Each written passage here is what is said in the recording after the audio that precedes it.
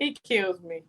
Hey y'all, welcome to Make Kind Loud, conversations that turn up the volume. Today we are talking to Micha Nixon. What's up, Micha? What's up, Lou? Glad to be here.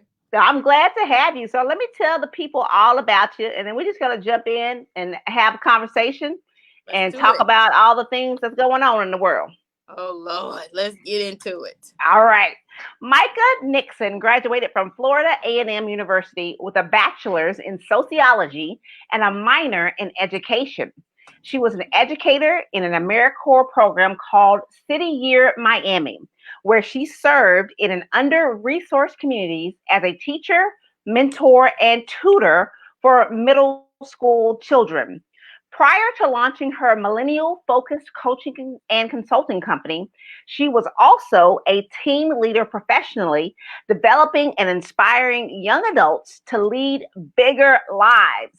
She works exclusively with millennial founders and entrepreneurs on all aspects of building their companies. She also consults with companies looking to improve retention and production of their millennial team members and employees. Welcome, Micha. Hey, I that's love me. that. I love Thanks. that. Yeah. So Michael, just tell the people a little about yourself. Little about me. So I love talking, clearly. I love talking. I love dancing. I love, conversation. So I thank you for letting me be a part of this. I know we've been having a lot of conversations surfacing around what's going on in the world today, which is just getting me super fired up because I love hearing different perspectives because it just Yeah. makes the world, I think, a better place when you can change somebody's outlook based on something that's going on. Um, what else? I swim and I'm a dancer. I love my family. And what like so No, that's good. All that is okay, good. cool. Yeah. Oh, and yeah, I like graphic tees. They're kind of lit. I Oh, that is appreciate hot. them. That's hot. I like that shirt. Yeah. So Michael, you're in Florida. Yes. What's the environment? What's the atmosphere like down there right now? So weather wise or like political wise? Political wise. All right. So we've been having protests in Miami. We were on curfew the past couple of days, from 9 p.m. to 6 a.m. No one Yeah. could be on the streets. The riots that have kind of happened, some have been peaceful. I would say most have been peaceful. I think it got out of hand 3-4 days ago, and that's when they just shut down the Miami City and Broward. I'm in Broward. I'm like 20 minutes away from Miami, so it Yeah. didn't really affect me closely.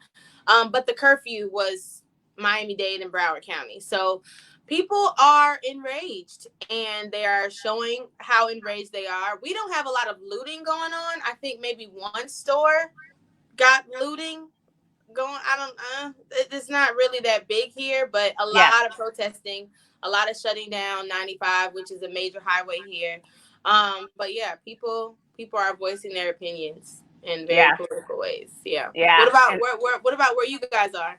yeah, so in Dallas we had curfew from 7 p.m. to 6 a.m. Mm, And so like for pretty much the same the first couple of days. The protests turned into riots, and so it was pretty bad. But after that, it's become peaceful protesting, and I mean they're still protesting. right. And so I don't think it's gonna settle down anytime soon. So I think you're absolutely correct. It's about listen, we're tired of this, Tired. and so we need to have our voices heard on this. So as a young Black woman, um, what tell me your feelings about what's going on right now. Um so being that I went to Florida A&M University, which is a historically Black college and university, I've kind of been feeling I have had inner rage since 2011. Yeah, I spoke with I had all Black professors when I entered my study in sociology. All of my professors really just sparked a light inside of me that just made me feel like all the times before I got to college, like I wasn't yeah, really fighting the power. I wasn't really like owning my blackness. And so when I stepped into that light, it's kind of hard to step back. And so what's happening right now, it's infuriating. It's not new. So I'm very hip to how long this has been going on.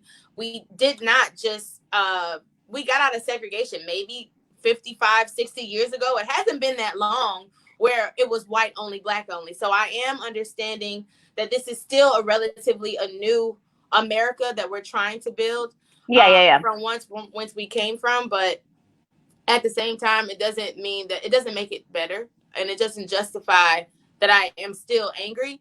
And so now I'm having conversations because now I want solutions. I'm tired of Yeah. talking at this Yeah. point. I'm tired of talking.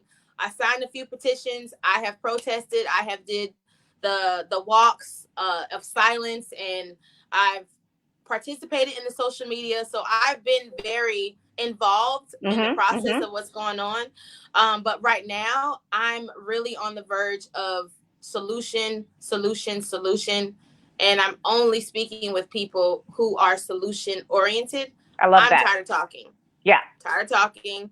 So the solution that I've come up with, which is a newfound one, I saw a video on Facebook talking about ways that we can actually affect change, and it's Okay. not going to be a quick turnaround. It's gonna take some time.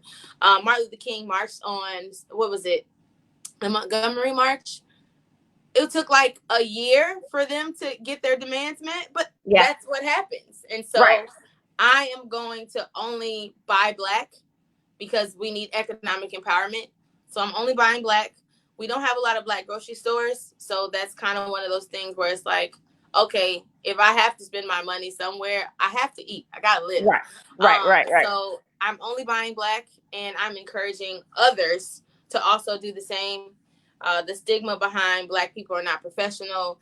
I didn't like their customer service, yada, yada, yada. Okay, well, the way that we can make those better is that we have to tell them about themselves. Right. Hey, I would like to continue to support you. Your customer service is trash. Fix it. Like, Right. you're not, Right. it's not, we have to hold each other accountable. And so that's what I plan on doing. I That's where love I'm at. that. I love that. And I love that you were, like I said, you've done the marches, you've done the protests, you've done Yeah. all of that, you've signed the petitions. Yet we are still here. And so how do we get better? How do we find the solutions? And I love that you've implemented that into your life. Mm-hmm. So, I mean, we've known each other for a very long time, and you have always been someone who speaks her mind, who believes in what she believes in. And how do you keep a positive outlook knowing that the state of the world is in a state of an emergency? So I have my days. I have my Yeah. weeks. I have my months, actually, Yeah. where Yeah. I'm just stuck and frustrated. And it's kind of overwhelming to stay positive.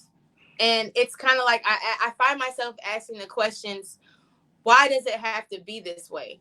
You know, like Mm. why black people? Why us? What really is the problem? What really is the fear? Because at this point it just doesn't make sense to me.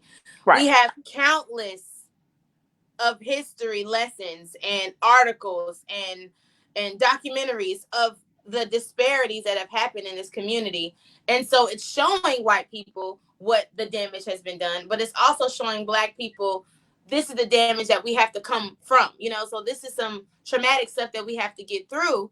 So it's like, if all of us have all the information to go forward, why isn't it moving forward? So I do have my days where I'm not positive about it, and I'm super angry, and I don't want to talk about solutions or anything. I just want to be angry, you know. And so how I get through those times is that I keep reminding myself, if one person just decides to do something different, Yeah. then that's all I can really affect. If I can change an outlook of someone just by speaking to them and talking about solution, and that person also buys black, then we have two people buying black, and maybe that's okay. You know, I can't change the world. I can't make people feel as much as passionate as I feel about my people. and I can't even make my people feel as passionate as they should be about themselves. Yeah. So I just have to work on me, and I have to work on the people that I can truly affect, and that's kind of what keeps me positive and going. Yeah. Yeah. I know it. I mean, it's hard. I have my days where I'm just like, come on. Come Come on, I like know, like come on, are we still here? And I made a post when it was a couple months ago about Ahmaud Arbery, and I said, mm-hmm. the hashtags aren't working. Okay, so it's another hashtag. Then what? Then there's going to be another one, and here we are, 2 months There's later, another one, with another right, hashtag. right, And so, like you said earlier, it's not about just posting on social media or whatever. We have to have solutions in order to move forward. right. And we have to have those hard conversations. So have you had conversations with people since George Floyd happened last week? Like, have you had hard conversations with people in your life? So hard for me, no. Maybe for the receiver.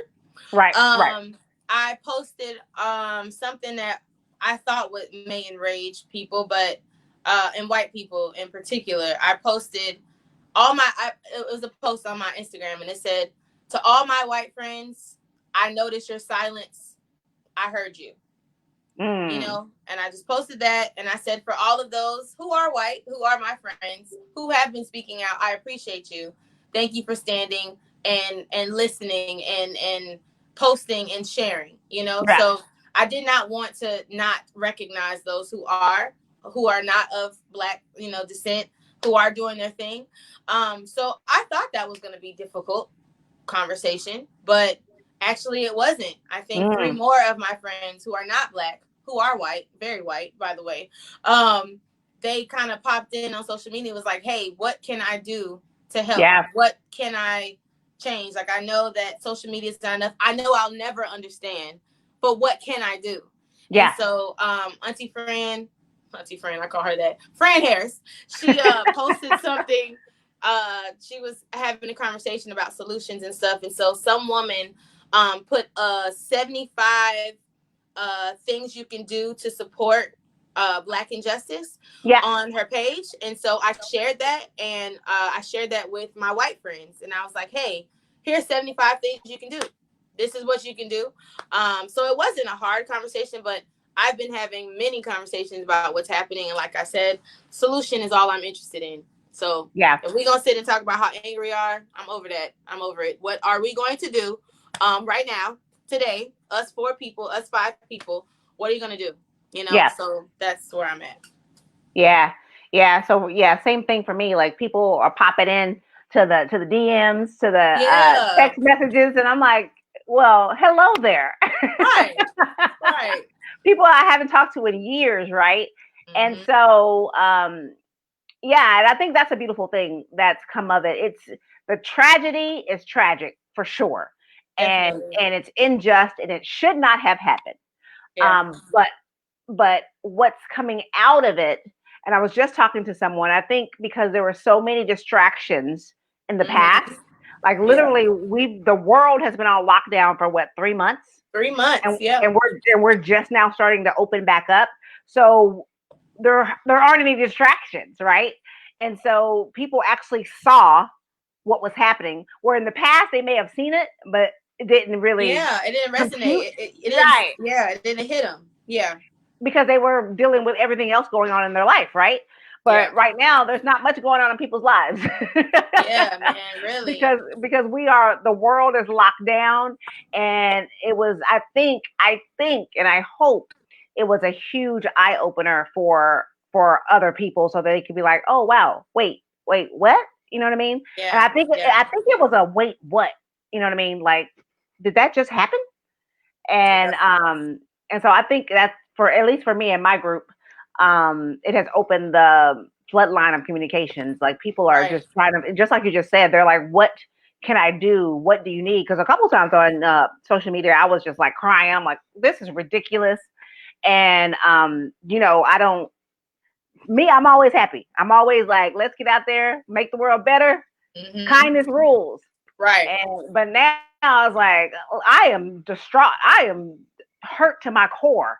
Right. And people see that, and I think that's also um, they see what's happening in the people around them, and Right. I think that's a good thing that's come out of it, Right.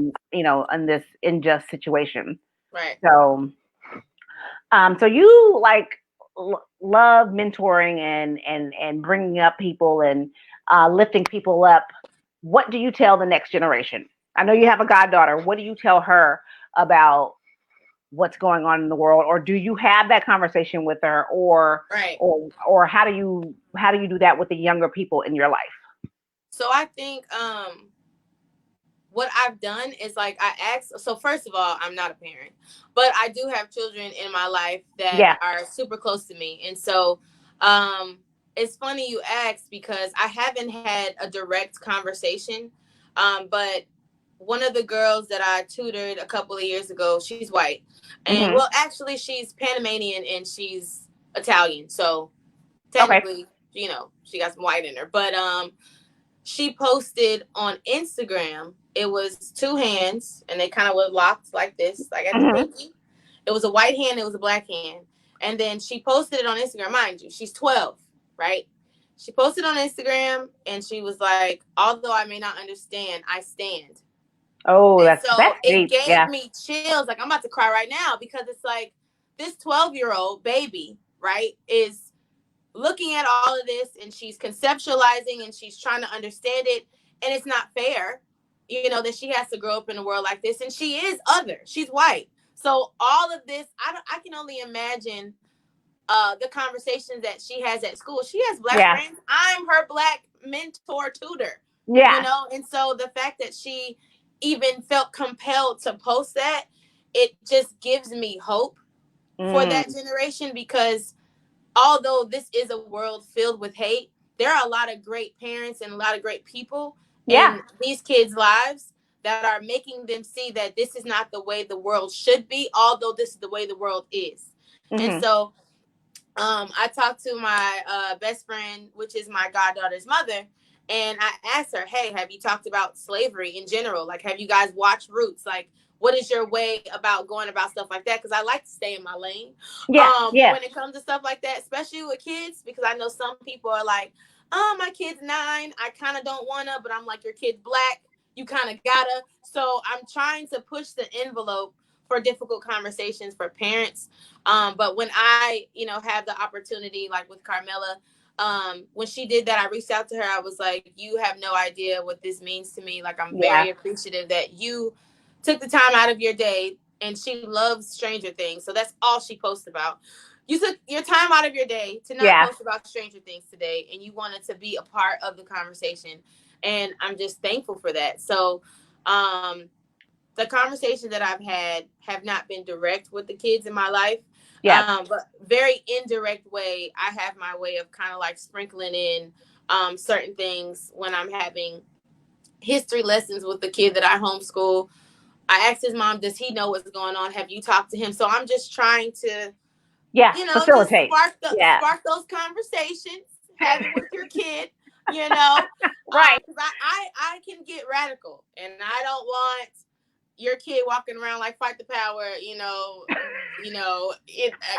don't know if you want that yet. I get it. Walking, I don't know, walking around looking like a little Malcolm X. I don't know if you want that. Right. But that's what's gonna come for me. So, thank you for asking that, because I think now is the time for me to kind of like bring my voice to the conversation with the young people in my life, because I do have quite a few. So, yeah, let them do that. Yeah.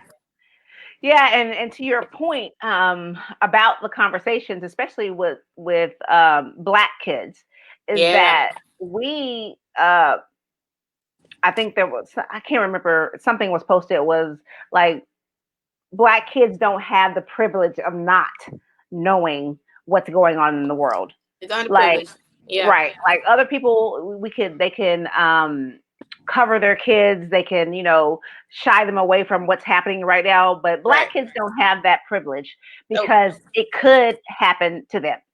And Yep. so they need to know what's happening in the world and how to protect themselves if possible.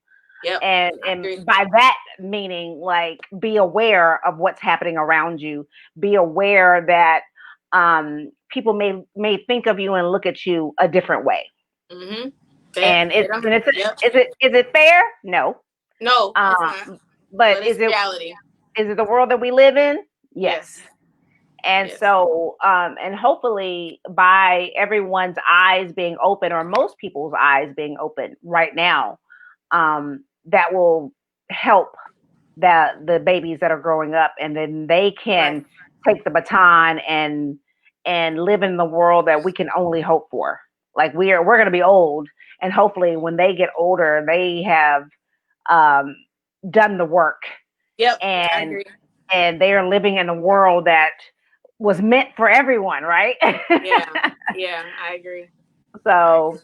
now you have this business that you help millennials. Yes. So what the people that you coach and mentor, like, what's the pulse of what's happening with the millennials out there in the business world? So as far as business goes, I think now's the time. I'm coming out with a course. It's called I Did the Income, and the time is now. Yeah. Only because we've seen so many people lose their jobs. We've seen people and companies go bankrupt. Like, this is real. Pandemic hit the world, and it was like, what? Let me re-strategize and revamp my finances. Like, I need to take control. And Yeah. so what I hope will happen in the millennial community, because we are, business starters, we are initiative starters, we are very passionate about nonprofit organizations, so we're doing our thing. But I think now I've had countless conversations about the people that I've mentored in the past. Mm-hmm. And it's a revamp. Now it's, how can I make the business I have better? What strategies, what does my website look like? Is it really attracting the people that I really want to target? Who am I targeting? What does my site really say about me? So now everybody is kind of like thinking about how to improve their business that they already have, how to add more to the pool of actually giving back to people. Like, am I giving them enough of me and enough of my business? So a lot of revamping is happening in the millennial community, and we're taking it more seriously, because at this point, to think about how you're going to pay your car note, or you lost your job and you're waiting on, you're filing what is it, for unemployment and things like Yeah. that. It takes time for those things to actually get kicked into action. So I think people are, okay, let me take advantage of this situation. How can I benefit from it? I had an interview with a fashion designer. She has a company, and literally, she didn't want to make masks. She is a fashion designer. She wants to make beautiful art with her clothing. She doesn't want to make face masks, but supply and demand. Yeah. People need face masks. So she's made more in the past 2 months than Wow. she did last year in sales. Wow. So the fact that I'm having these conversations and these realizations are coming into everybody's mind, you have an idea for your business. Yes, that is true. But your customers are going to tell you if your business is gonna succeed or not. Mm-hmm. So listen to the people, do your own thing, but have an ear for the people who are supporting your business. If they need something and you can provide it, you can still be creative, but give the people what they need, because that's how your business is going to continue. So she allowed herself to listen to the people, and it was lucrative. And boom, there you go. I think I have her face mask. Where is it?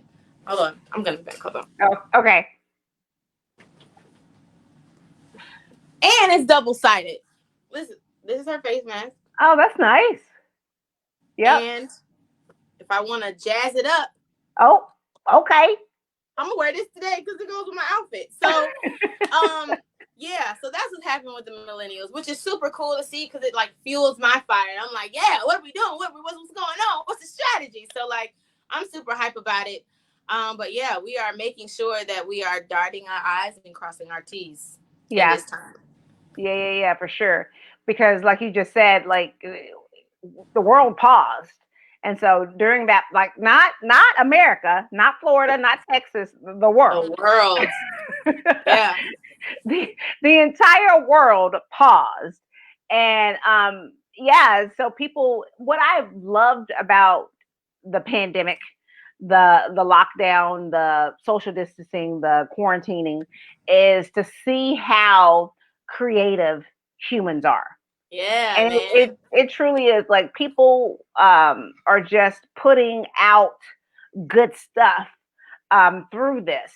And Yep. yes, we've had tragedies. Yes, we've Yeah. had stuff happen that isn't creative or beautiful.